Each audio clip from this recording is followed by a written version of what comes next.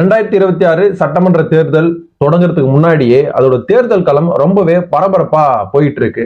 AIADMK BJP கூட்டணி வச்சதுல இருந்து அதிமுகவுல நிறைய பேர் பிஜேபி கூட கூட்டணி வச்சது பிடிக்கல அப்படின்னு சொல்லிட்டு அதிருப்தியில இருந்தாங்க. அந்த அதிருப்தி காரணமா அன்வர் ராஜா அந்த கூட்டணியிலிருந்து விலகி திமுகல சேர்ந்தாரு.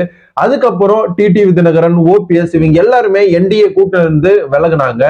அதுக்கப்புறம் ஒரு ட்விஸ்ட் கொடுக்குற விதமா செங்கோட்டையன் அதிமுக இருந்து விலகி இப்போ தாவேக்கால போய் சேர்ந்திருக்காரு. இப்படி கூட்டணி அப்படிங்கிறதுலும் கட்சி அப்படிங்கிறதுலும் அதிமுக ஒரு பலம் குறைந்த கட்சியாகவும் கலகலத்து போன ஒரு அதிமுக கூட்டணியாகவும் அதிமுக கட்சியாகவும் தான் இருந்துகிட்டு வருது.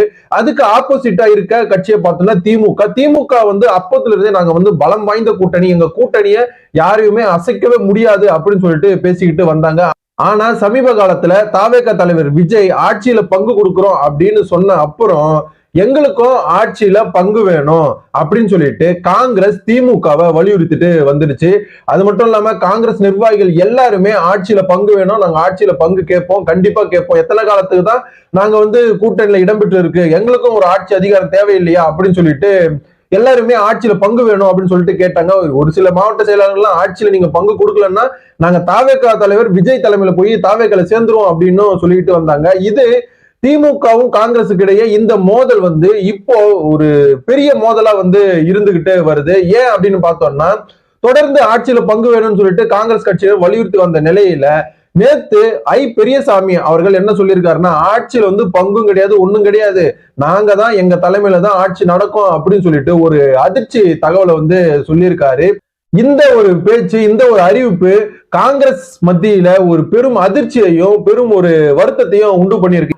என்ன நம்ம அப்பதுல இருந்து திமுக கூட்டணி வச்சிருக்கோம், ஆனா இது கூட நமக்கு பண்ண மாட்டாங்களே, இப்படி வெளிப்படையா முதல்வர் சொன்னா கூட பரவாயில்ல, ஆனா ஒரு மினிஸ்டர் பெரியசாமி அவர்கள் வச்சு சொல்றாங்களே அப்படின்னு சொல்லிட்டு ஒரு வருத்தத்திலையும் ஒரு அதிருப்தியும் இருக்காங்க.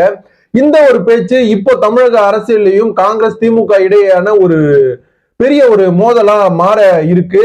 இந்த மோதலுக்கு அப்புறம் காங்கிரஸ் திமுகவுடைய கூட்டணியில இருக்குமா இருக்காதா, காங்கிரஸ் கட்சி திமுக கூட்டணி விலகி தாவேகா தலைவர் விஜய் தலைமையில தாவேகா கூட கூட்டணி வைக்குமா வைக்காதா அப்படின்னு சொல்லிட்டு நம்ம பொறுத்துதான் பார்க்கணும். அதுக்கு முன்னாடி பலம் வாய்ந்த கூட்டணியா கருதப்பட்ட திமுக கூட்டணி இன்னைக்கு பலம் குறைந்த ஒரு கூட்டணியா இருக்கிறத நம்ம எல்லாருமே கண்கூட பாக்குறோம். இதுக்கு மத்தியில காங்கிரஸ் கூட்டணி வெளியாயிடுச்சு அப்படின்னா திமுக இந்த 2026 தேர்தல்ல வின் பண்ணுமா இல்ல எதிர்கட்சியா தான் உட்காருமா அப்படின்னு சொல்லிட்டு நாம பொறுத்திருந்துதான் பார்க்கணும்.